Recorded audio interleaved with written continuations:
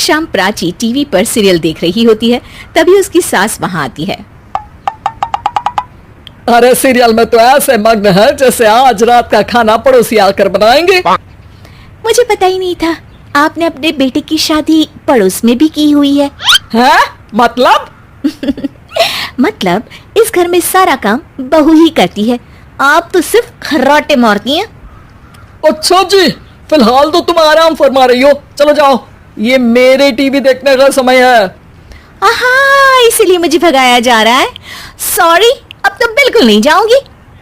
प्राची की इस बात पर दोनों सास बहू के बीच टीवी रिमोट के पीछे बच्चों जैसे छीना झपटी शुरू हो जाती है, जिसके बीच श्लोक भी काम से घर वापस आ जाता है। हाँ, आज मेरी चूहे बिल्ली की जोड़ी किस बात पर झगड़ रही है? अरे तेरे बीवी मुझे टीवी ही नहीं देखने दे रही। अरे तुम्हारी मम्मी मुझे खाना बनाने के लिए फोर्स कर रही है।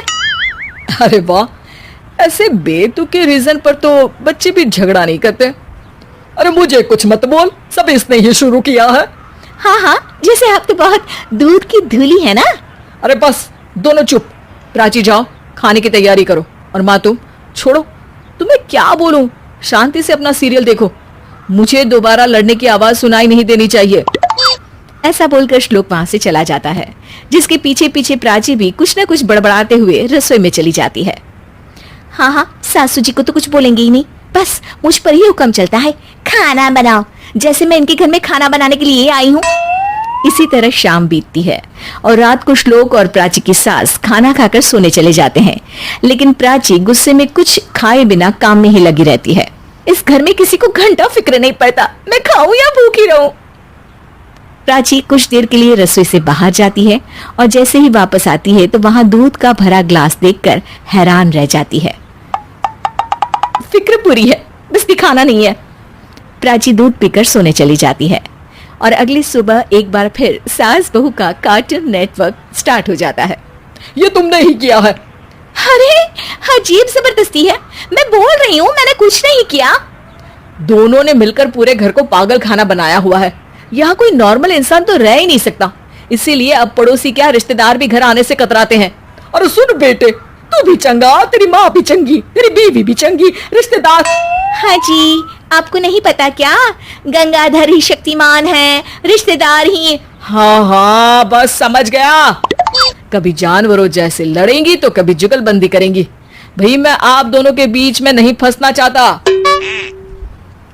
सास बहू की इस मनमौजी जोड़ी से परेशान होकर श्लोक अपना सिर खुजलाता वहां से चला जाता है।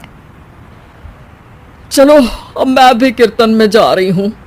इस पर जैसे ही सास कमरे में अपना पर्स लेने जाती है तो वहां नाश्ते की प्लेट रखी देख मुस्कुराने लगती है और नाश्ता करके घर से बाहर निकलते हुए कुछ पैसे टेबल पर रख जाती है, जिसकी कुछ देर बाद सिलेंडर वाला घर आता है। ओ मोरी मैया, मैं सिलेंडर के बारे में तो बिल्कुल भूल ही गई थी। घर खर्च के सारे पैसे भी मम्मी के पास है और श्लोक से बोला तो उल्टा 4 बात सुनाएंगे।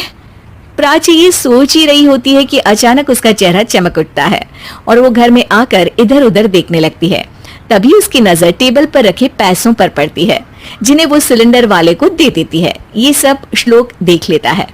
अच्छा बेटे, इतना बड़ा घोटाला, सबके सामने मैं तेरी दुश्मन और पीठ पीछे तेरी मेरी यारी। इस पर श्लोक एक प्लान बनाता है और शाम को सब एक साथ बैठे होने पर बोलने लगता है। माँ, तुम दोनों की बहुत लड़ाई होती है, इसलिए मैं सोच रहा हूँ कि प्राची को उसके घर छोड़ाऊं, इससे वो भी खुश रहेगी और तुम भी। अचानक श्लोक की ये बात सुनकर सास बहू शौक से उसकी तरफ देखती हैं। अरे ऐसे कैसे घर छोड़ाओगे, मुझे कहीं नहीं जाना।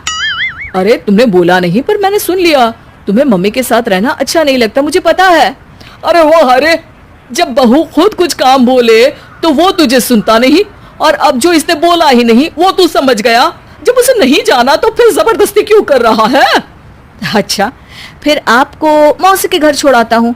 बस अब आप दोनों एक घर में एक छत के नीचे नहीं रह सकती। मैं इस टॉम एंड जेरी की जोड़ी को और नहीं झेल सकता। है? ऐसे कैसे नहीं रह सकते? तुम्हें इतनी दिक्कत है तो तुम्हारा बोरिया बिस्तर पैक कर देती हूँ, लेकिन मम्मी जी कहीं नहीं जाएंगी। बिल्कुल यही सुनना था मुझे। अगर दोनों में इतना ही प्यार है फिर हर वक्त ये लड़ाई का नाटक क्यों करती हो? देखा मैंने कैसे माँ किचन में दूध रखती है और तुम उनके लिए कमरे में नाश्ता रखती हो, और कैसे वो पहले ही तुम्हारी दिक्कत समझकर घर में पैसे रखकर बाहर जाती है।